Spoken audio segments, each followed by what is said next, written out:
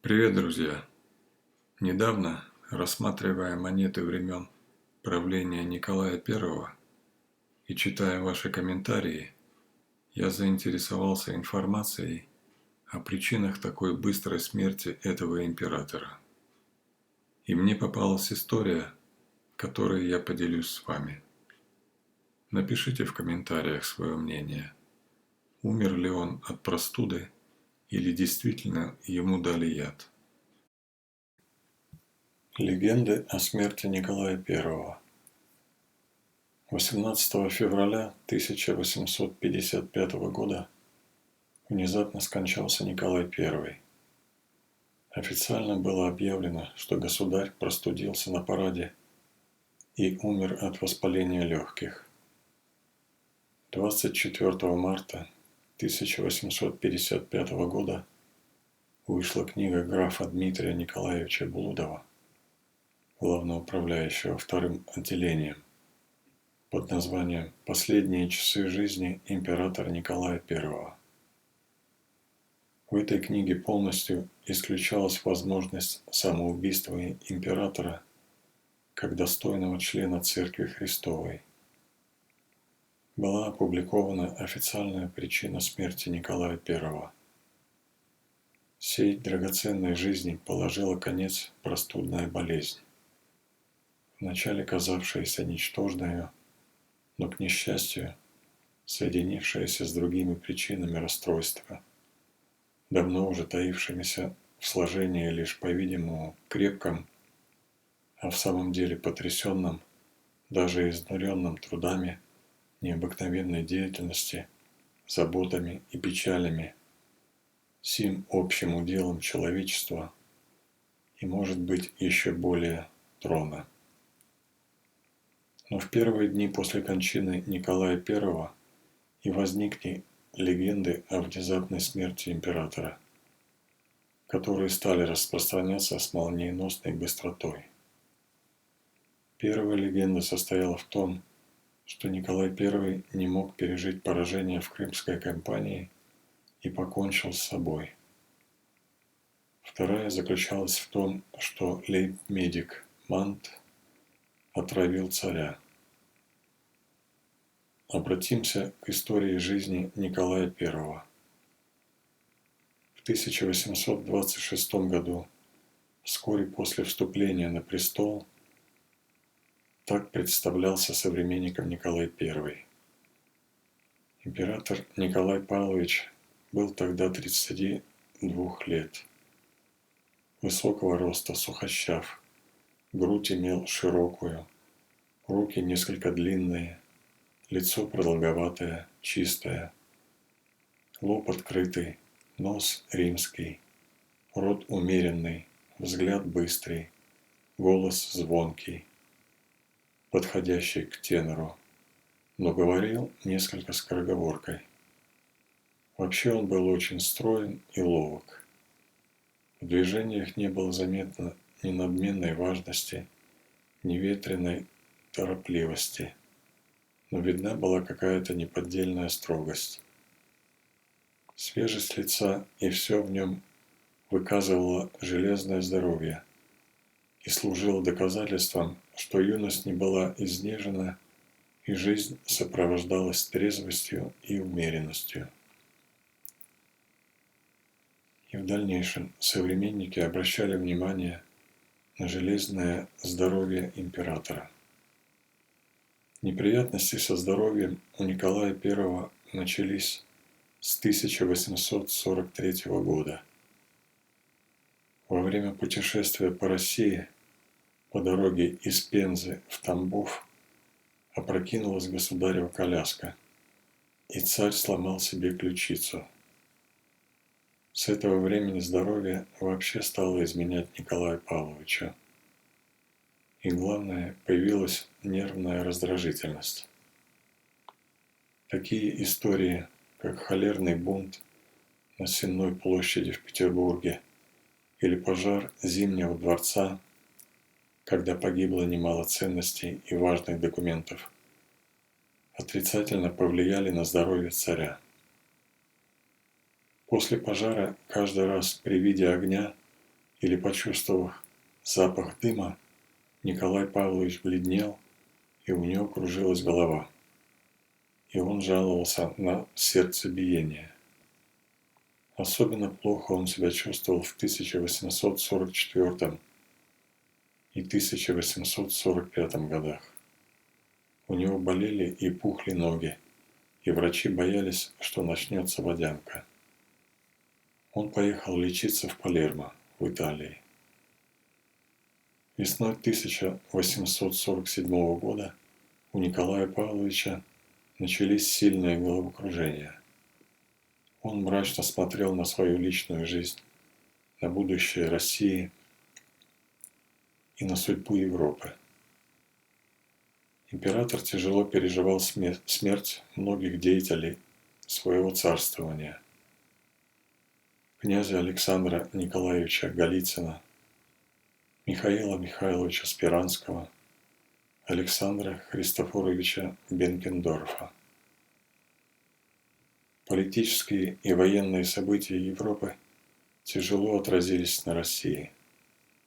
Французская революция 1848 года не могла прибавить здоровья русскому царю.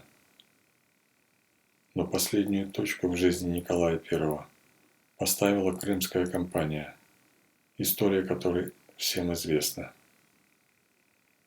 11 сентября 1854 года началась оборона Севастополя. Крымская кампания была проиграна. Угнетенное состояние императора усиливалось. Вот как представлено в мемуарной литературе состояние императора за месяц до смерти. Поставленный в такое тяжкое положение, как ни старался его величество превозмочь себя, скрывать внутреннее свое терзание, пишет Василий Панаев, директор канцелярии императора.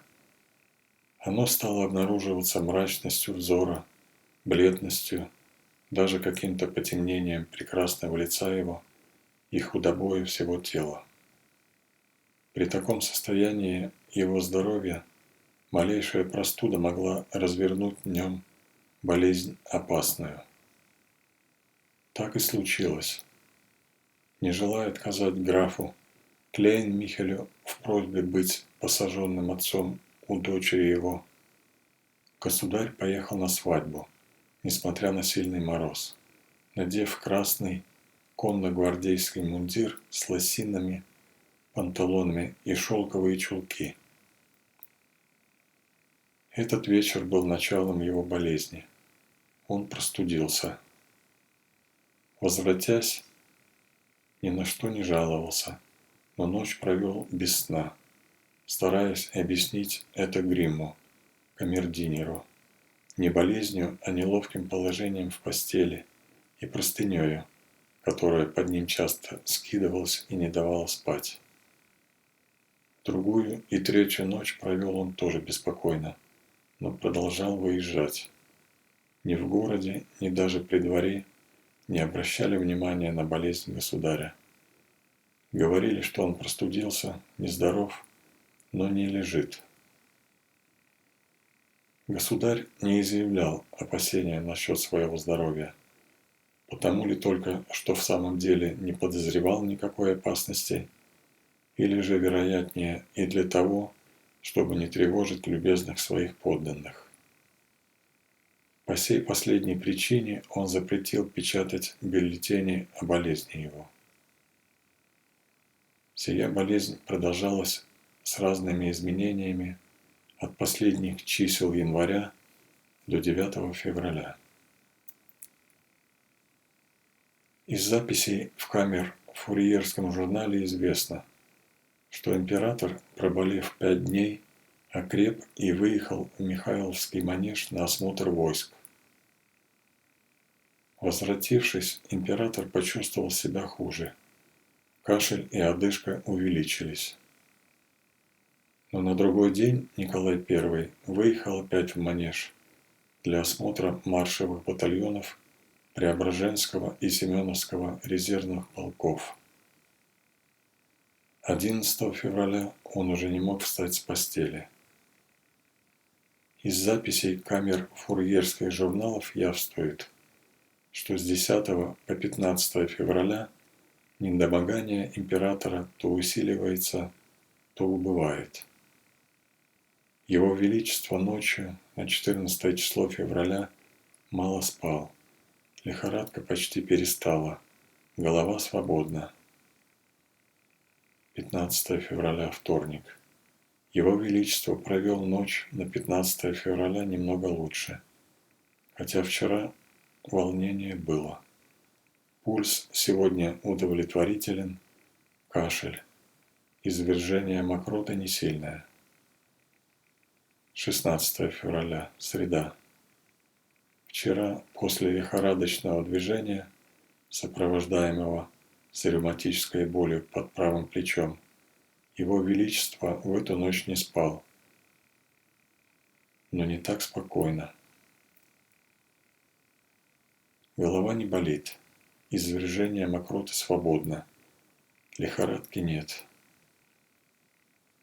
Необходимо обратить внимание на еще один важный факт, а именно на гнетущее впечатление, которое произвела на Николая телеграмма, полученная им 12 февраля о поражении русских войск под Евпаторией. Эти дни с 12 по 17 февраля вносят новый элемент в настроение почти оправившегося от гриппа Николая. Фактически здоровый, он переживает психологический кризис. Физическое недомогание сменяется душевным надломом. Его охватывает отчаяние, что для Николая, гордившегося своей невозмутимостью, было состоянием необычным. По-видимому, это известие наносит императору последний психологический удар. Сколько жизней пожертвовано даром. Эти слова он повторял в последние дни жизни. В ночь с 17 на 18 февраля Николаю I стало резко хуже. У него начался паралич. Что вызвало паралич? Вот это и остается тайной. Если император покончил с собой, то кто дал ему яд? Два лейб-медика находились поочередно у постели больного императора.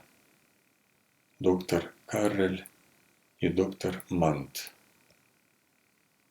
В мемуарной и исторической литературе подозрение падает на доктора Манта, хотя в начале развития паралича его при Николае не было. Публикаций о самоубийстве императора в то время было достаточно. Журнал «Колокол» в 1859 году в публикации под названием «Письма русского человека» сообщал, что Николай I отравился с помощью манта. Факт самоубийства подтверждается и воспоминаниями полковника Ивана Федоровича Савицкого, адъютанта царевича Александра. Савицкий пишет: «Немец Мант, гомеопат, любимый царем лейб-медик, которого народная молва обвинила в гибели, то есть отравлении императора, вынужденный спасаться бегством за границу, так мне поведал о последних минутах великого повелителя. После получения депеши о поражении под Евпаторией, Крымская война, поясняет специально Савицкий, была борьбой за гегемонию в Европе, и Николай I воспринял неудачу генерала Хрулева под Евпаторией как предвестницу полного краха своего величия. Вызвал меня к себе Николай I и заявил: «Был ты мне всегда преданным, и потому хочу с тобою говорить доверительно. Ход войны раскрыл ошибочность всей моей внешней политики, но я не имею ни сил, ни желания измениться и пойти иной дорогой. Это противоречило бы моим убеждениям. Пусть мой сын после моей смерти совершит этот поворот. Я не в состоянии и должен сойти со сцены. С тем и вызвал тебя, чтобы попросить помочь мне. Дай мне яд, который бы позволил расстаться с жизнью без лишних страданий, достаточно быстро, но не внезапно, чтобы не вызвать кривотолков. В воспоминаниях Александра Савицкого Мант отказывается дать яд, ссылаясь на профессию и совесть. Этот разговор состоялся вечером 17 февраля, а в ночь на 18 февраля 1855 года император скончался. Уже к утру началось быстрое разложение тела.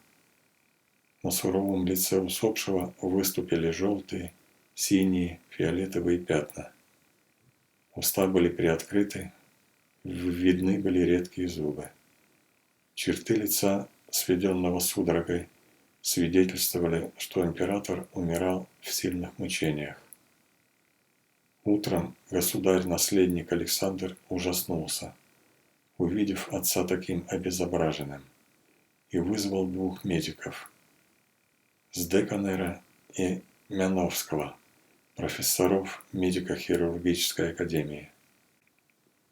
Он повелел им любым путем убрать все признаки отравления, чтобы в надлежащем виде выставить через 4 дня тело для всеобщего прощания, согласно традиции и протоколу.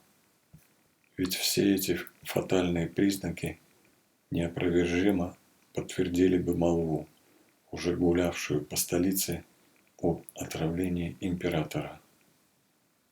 2 вызванных ученых, чтобы скрыть подлинную причину смерти, буквально перекрасили, подретушировали лицо и надлежащим образом обработали его, после чего тело уложили в гроб. Использованный ими новый способ бальзамирования тела еще не был отработан должным образом и не предотвратил быстрое разложение тела. Тогда тело обложили ароматическими травами, чтобы заглушить зловоние. Последней волей Николая I был запрет на вскрытие и бальзамирование его тела. Он опасался, что вскрытие откроет тайну его смерти, которую хотел унести с собой в могилу.